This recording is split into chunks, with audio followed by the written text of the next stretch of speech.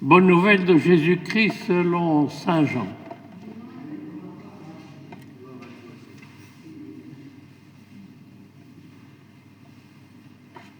Au commencement était le Verbe, et le Verbe était auprès de Dieu, et le Verbe était Dieu.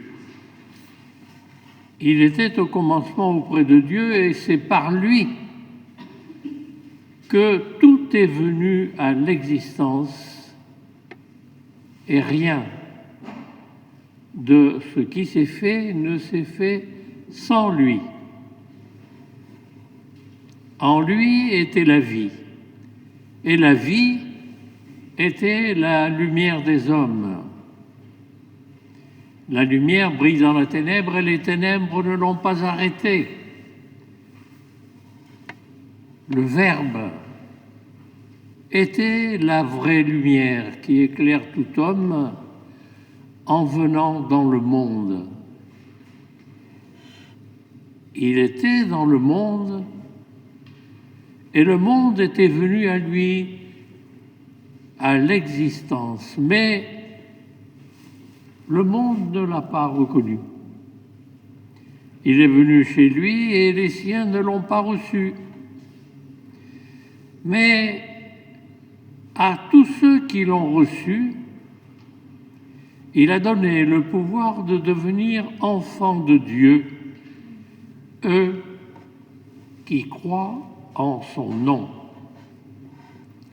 Ils ne sont pas nés du sang, ni d'une volonté charnelle, ni d'une volonté d'homme.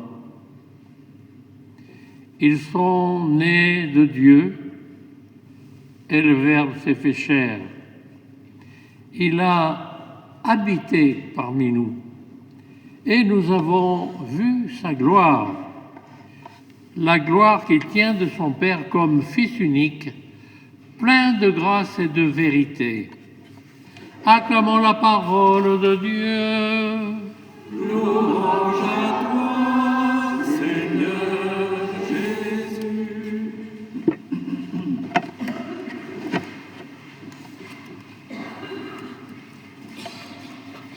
À vous, courageux du lendemain de Noël, aujourd'hui, où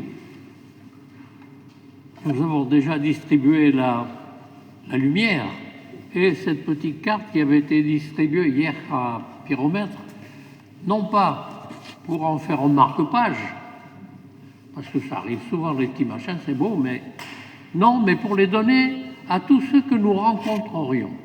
Et j'en reparlerai tout à l'heure.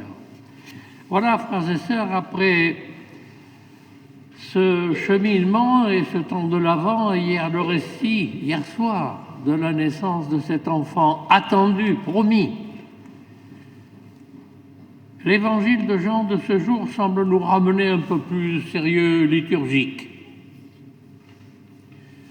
Mais permettez-moi, avec un petit retour sur le chemin parcouru durant ces dernières semaines, et peut-être plus prosaïquement avec Marie et Joseph sur ces routes de Palestine qui aujourd'hui sont sûrement moins sûres qu'elles ne le furent à l'époque. Ce qui fait que le mérite de Joseph d'accompagner Marie et cet enfant à venir était grand, un père pour eux. Et il m'a semblé nécessaire pour moi comme pour vous de faire d'abord un rappel de ce que nous avions affiché à un moment sur nos églises et qui n'est pas destiné à moi ni à mes deux frères prêtres, mais à nous tous. Rappelez-vous, va semer l'espérance. Et chacun de nous avait une banderole pour bien signifier que nous étions là pour blasphémer. Alors rappelons un peu ce qu'on a. J'ai toujours l'habitude, comme je n'ai pas beaucoup de mémoire et que mon âge grandit, de faire un peu le rappel de ce qu'on a partagé tous ces temps-là. La première semaine, Matthieu nous donne un avertissement et il dit « Comme il en fut au jour de Noé, ainsi en sera-t-il de la venue du Fils de l'homme. » Deuxième dimanche, Matthieu nous invitait à préparer les chemins du Seigneur et il disait, il nous prévenait déjà, il était prudent, « Convertissez-vous, le royaume des cieux est tout proche. » Puis, un peu plus particulièrement, la troisième semaine, Matthieu nous dit, il nous rappelle la parole de ces gens qui disaient, poser la question, est-ce que tu es celui qui doit venir ou est-ce qu'on doit en attendre un autre? Et Marc Prunier, qui était d'Homélie, rajoutait une question. Je ne veux pas dire qu'il en avait besoin, mais elle était bien nécessaire. Es-tu celui qui doit venir ou est-ce qu'on doit en attendre un autre? Et Marc disait, mais si tu viens, c'est pour quoi faire? C'est un peu la question qu'on a vécue hier soir et aujourd'hui encore. Pourquoi faire? Et en quatrième semaine, Matthieu nous dit que tout ceci est arrivé pour que soit accomplie la parole du Seigneur qui rappelle comment Marie, accordée d'une façon un peu particulière à Joseph, vous le savez, se voit confier la maternité de Jésus. Mesdames, voyez l'aventure. Un ange qui annonce à une jeune fille qu'elle va être maman. Et hier soir, on a chanté longuement « Aujourd'hui, nous est né un sauveur ». Comme il est là aujourd'hui, on lui dit bonjour et on va lui parler un peu, bien sûr. Et cette annonce aux bergers, ne craignez pas. Ne craignez pas. Alors, frères et sœurs, encore tout ému de voir que Marie et Joseph étaient bien arrivés malgré cette traversée de Nazareth à Bethléem, qu'on appelle Gaza aujourd'hui. Il me semblait important de revenir avec vous sur cette double question de la lecture de Matthieu avec la réponse et la question du prédicateur du moment. Est-ce que c'est toi qui dois venir ou est-ce qu'on doit en attendre un autre? Est-ce qu'on se la pose pas un peu aujourd'hui encore? Et pourquoi faire? Et je crois que hier soir, Denis avait bien dit pourquoi faire en reprenant un peu, il dit si Jésus était venu dans un palais, on n'aurait pas regardé pareil. S'il avait été enterré dans un mausolée magnifique, on aurait fait ceci. Or, je me suis dit que dans cette période, on essaie, malgré les difficultés du monde, d'avoir les nôtres difficultés. On n'est pas exempt. Je dis ça pour mon épouse qui n'est pas là, avec qui je suis marié depuis longtemps, alors elle n'est pas exempte de soucis avec moi. Les prêtres ont cet avantage d'être célibataires. Ils ne font pas souffrir leurs femmes, moi aussi. Oui, on a essayé de faire la fête hier soir, il semble bon, mais c'est ce que je vous avais dit la dernière fois, d'acheter Dilexiti de Léon. Et je vous avais dit, mais j'espère que vous ne l'avez pas fait. Si vous ne pouvez pas l'acheter, volez-le. Donc vous ne l'avez pas piqué, j'espère. Mais c'est encore temps. Hein. Voilà un texte de François qui nous rappelle, de François de Léon, qui nous rappelle le sens de la venue de Jésus. Et, c'est ce qu'a souligné hier soir Denis longuement, sa condition. Quand même,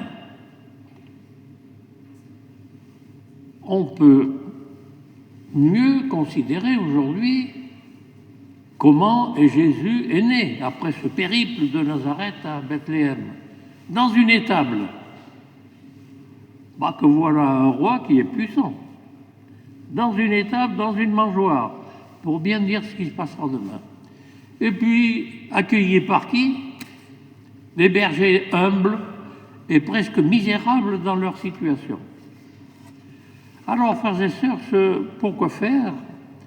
Et après, es-tu celui qui doit venir? Nous pose question et ne fait que redire ce que le Père attend de nous en nous donnant un drôle, comme on dit en Charente, dans un dénuement complet. Es-tu celui qui doit venir, un roi magnifique? Or, c'est un drôle qui est langé dans une mangeoire, dans la paille, et accueilli par tous ces gens qui viennent de n'importe où, dont on ne sait même pas d'où ils viennent, les bergers. Et permettez-moi de reprendre cette phrase de Léon XIV parlant de Jésus.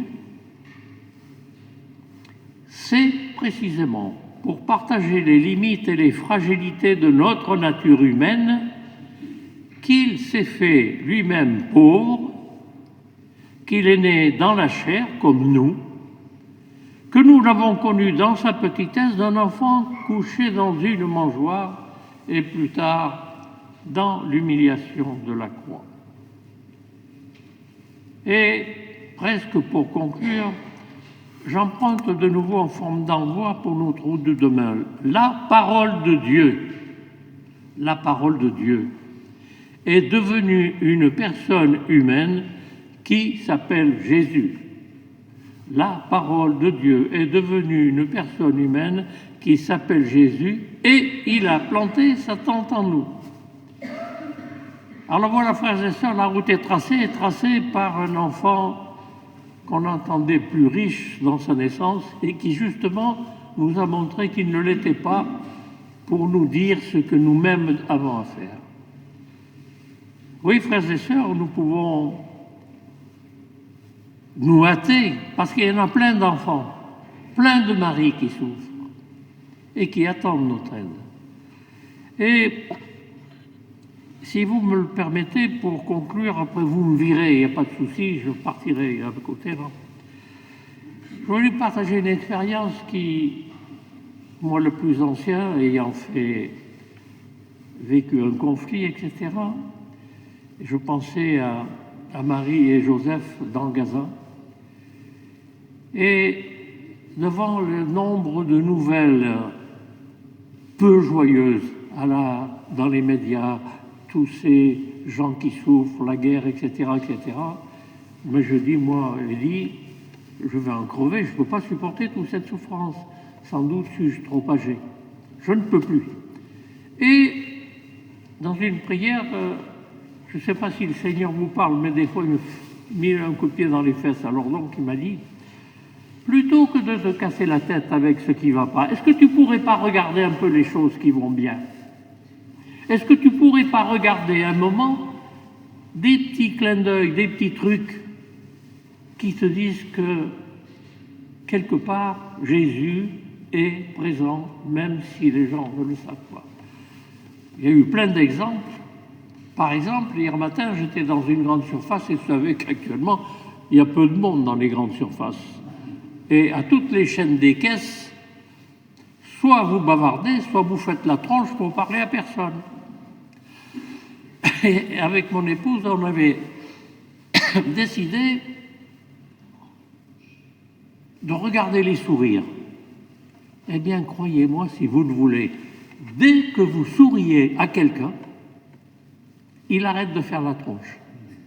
Il vous sourit, il vous parle. Et il vous parle des trucs que jamais il n'aurait osé dire à quelqu'un de plus. Hier matin, il y a quelqu'un qui m'a dit comment il avait de la joie d'accueillir ses petits-enfants et ses enfants au repas. La caissière était souriante. Ça n'arrive pas toujours, hein, même s'il y a le spam dans les grandes surfaces. Voilà, je veux vous dire simplement que, certes, on peut avoir de la peine, on peut désespérer, Mais si nous, si vous, nous acceptons de regarder l'autre avec le même regard que Jésus nous propose, vous verrez que Noël est là. Amen.